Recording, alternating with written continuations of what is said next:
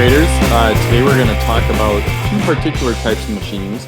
Actually, three if I include a little bit about inclined planes, but you've already done a lab about that. The first one we're going to talk about is the lever. And levers can be broken up into three different classes. And the different classes of levers are based on the placement of the output force, sometimes called the load, the input force, sometimes called the effort, and the fulcrum. So the first class lever is one where the fulcrum is in between the output force and the input force. And it doesn't have to be exactly in the middle. It doesn't have to be a perfect teeter-totter. You can put the fulcrum really close to the load, or you can put it really close to the input force. Now, the closer I move that fulcrum to the load, the easier and easier it is to lift that load. And in fact, I can lift really heavy things that I normally couldn't lift if I have a lever that's really long on the input side and really short on the output side. If I put that fulcrum right here, then I'm going to be able to lift something that's pretty heavy.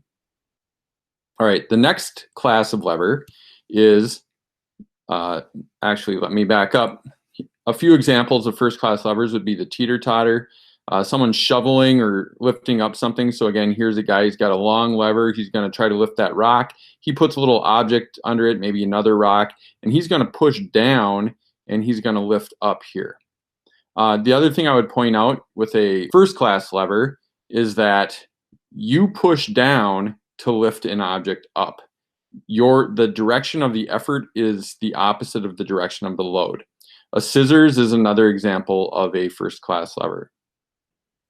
All right, the second class lever, now we switch the load and the fulcrum. So now the load is in the middle and the fulcrum is at one end.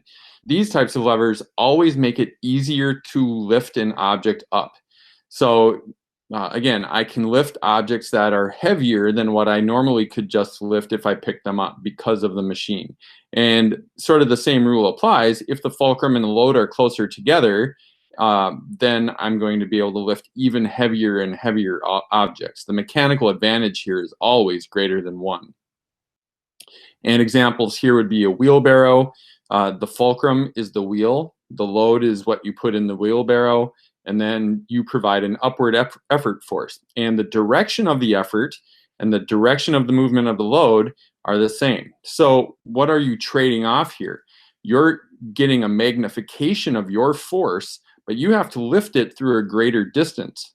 This doesn't go up very much, but you had to lift the handle from here to here. A nutcracker is another example. We've got the fulcrum here at the end. We put the nut in here. That's going to be the load. And then we push here. And again, the closer I get that nut to the fulcrum, the greater this machine is going to magnify my force. All right, and that brings us to the third class lever. Now we put the load at one end and we lift in the middle and we have the fulcrum at this end. Now, this always provides a mechanical advantage of less than one. No matter what, if this is 10 newtons, I'm going to have to probably pull with 20 newtons here. The farther and closer I get to the fulcrum, the heavier and heavier and harder it's going to be to lift this. If I get closer to the load, it'll be easier and easier, but I'll never be able to provide less force than this weighs. So if this weighs 10 newtons, I'm always going to be lifting with at least 10 newtons, if not, but most of the time it'll be more. So you might say to yourself, why in the world would anybody ever want something like this? Well, here's an example. The muscles in your body and the way your joints and muscles are set up are third class levers. Here is someone doing like an arm curl or something. Here's the joint, that's the fulcrum. The muscle attaches to your bone right here, and all the muscle fibers here contract. That's what makes that muscle look bigger when you flex that. But the load is out here. So if I'm trying to do an arm curl with, say, a 10-pound weight, my muscle is going to have to contract just a little bit, but it's going to have to contract with a lot more force than 10 pounds. It might be 40 or 50 pounds of exertion here. However, this is going to raise 5 times as far as the muscle contracts. A baseball bat is another example. I put the resistance out here. That's where the bat is going to exert a force on the ball. I've got the fulcrum down here by my lower hand, and then the effort force is here in the second hand. All right, that brings us to pulleys. Here we have two main types of pulleys, but we have fixed pulleys, and it means that it's fixed to the wall or fixed to the ceiling. That pulley won't move. So here I've got a weight attached to a string. It strings up over the top of the pulley, and I pull down.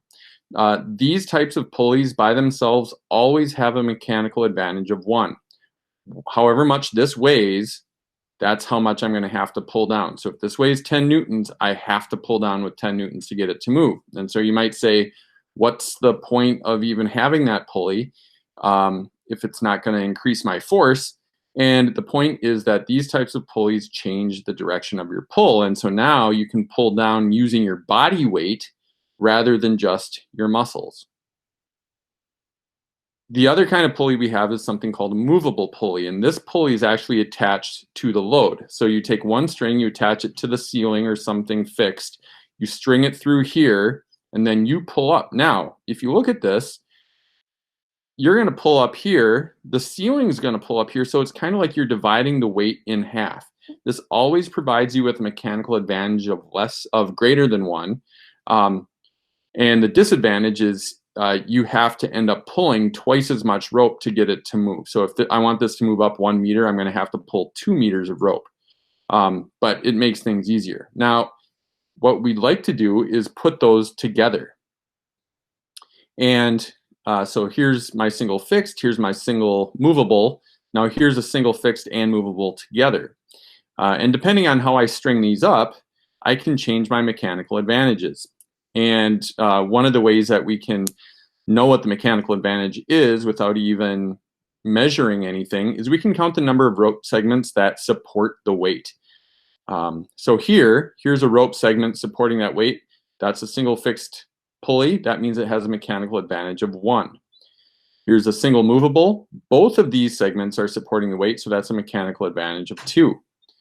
Now, I look at this one, I've got 1, 2, 3, but I don't count this one because that's pulling down. It's not pulling up on the weight. It's not supporting the weight. So it's just these 2. So still a mechanical advantage of 2.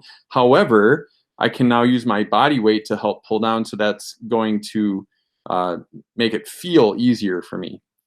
Now here I have the same pulley setup, but I attach the string to this pulley first, then around and come through here. Now 1, 2, 3 rope segments are supporting the weight, so I have a mechanical advantage of 3. And then there are, many other different arrangements that you can have, but that's how pulleys work, and we will do a lab on that later. And the last one I want to go over today is the inclined plane. The longer a ramp is compared to how high it is, the more mechanical advantage it's going to have. And the one trade-off is that you just have to move farther the longer a ramp is. So again, you're always trading force for distance. That's kind of the rub with machines.